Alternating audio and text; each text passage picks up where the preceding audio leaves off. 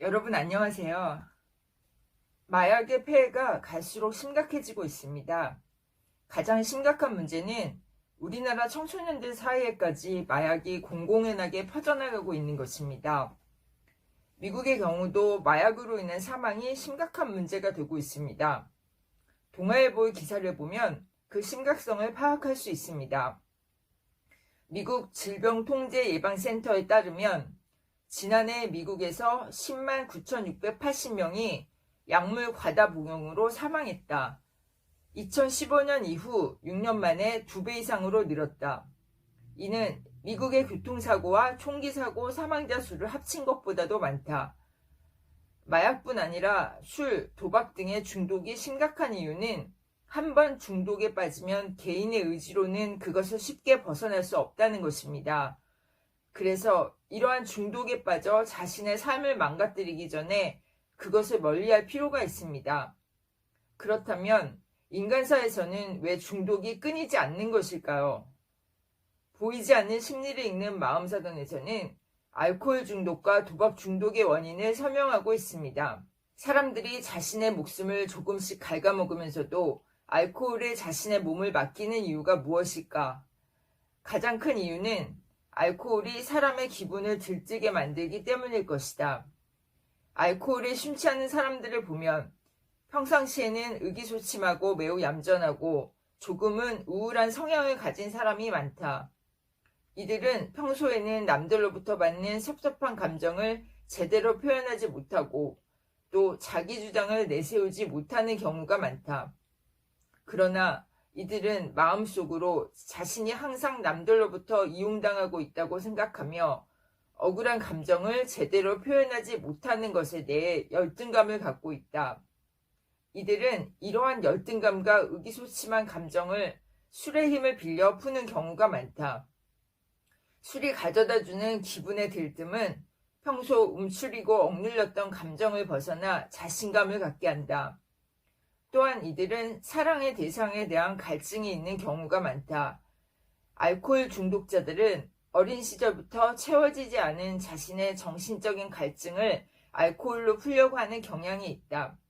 결국 이러한 심리적인 의존 상태는 알코올의 만성적인 복용으로 이어지게 되고 만성적인 복용은 다시 신체적인 의존 상태가 되어 알코올을 끊기 어렵게 한다.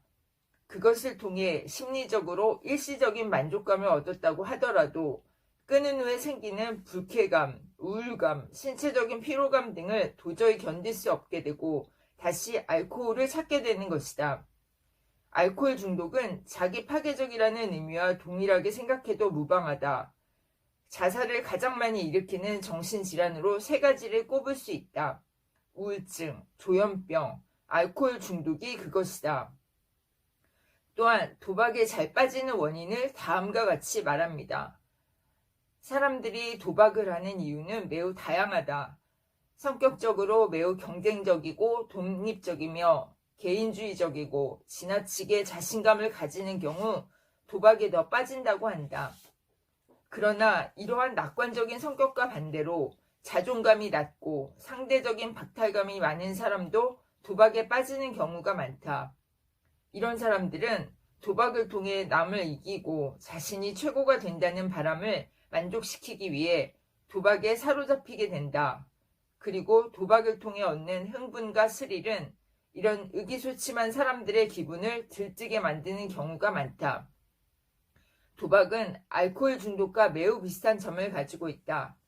도박도 알코올 중독처럼 의존성이 생기며 알코올 중독자가 술을 마시게 되면 수면, 음식, 섹스 등 기본적인 생물학적 욕구에 대한 관심이 없어지는 것처럼 도박도 이런 것에는 관심이 없어진다.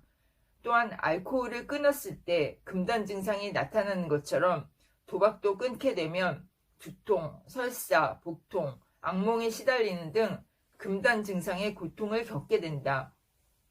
특히 의존은 중독에서 중요한 의미가 있습니다. 갈증과 공허함이 무언가에 의존하게 만들고 그것에 중독되면 해로운 결과가 예측됨에도 사용을 절제하지 못하게 되는 것입니다. 그러나 우리 대부분은 무언가에 의존하는 경향을 갖고 있습니다. 특히 스마트폰이나 SNS는 강한 중독성을 갖고 있습니다. 나를 들여다보는 마음 수업에서는 중독을 다스리기 위해 다음과 같은 방법을 제안합니다. 중독 환자의 경우 치료자와의 경험을 바탕으로 일상생활 속의 다양한 사람들과 충분하고 만족스러운 애착관계를 스스로 맺게 될 때 회복이 시작된다. 그래서 새로운 사람들과의 관계 속에서 자신의 내적인 경험을 탐색하고 이해하는 연습을 끊임없이 해야 한다. 또한 즉각적인 욕구 충족을 참는 법을 배워야 한다. 적절한 욕구의 좌절을 통해서 자신의 파괴적인 충동이나 감정을 조절할 힘을 길러야 한다. 최근에는 중독 환자들 뿐만 아니라 많은 사람이 즉각적인 욕구 충족을 참는 것을 힘들어한다. 여기에는 스마트폰과 SNS가 지대한 영향을 미치고 있다. 스마트폰과 같은 첨단 기기의 휴대성과 대중화는 사람들에게 소통과 정보의 즉각적인 만족을 줌으로써 편리함을 가져다 주었지만 반대로 적절한 욕구의 좌절을 경험하고 자신을 제어할 수 있는 능력을 빼앗아갔다. 만약 당신도 무엇인가에 집착하고 있다면 그것이 물질이든 사물이든 사람이든 행위이든 그것은 곧 나의 자율성과 조절감을 다른 존재에게 맡기고 있다는 것을 의미한다. 다른 존재의 도움을 통해 일시적으로 만족감을 얻는 것이 반드시 나쁘다고 말할 수는 없지만 그 존재가 없을 때 불안감, 예민함, 감정의 기복, 자기 파괴적 행동이 나타나게 된다면 그것은 도움을 받는 것이 아닌 종속되어 있음을 나타낸다.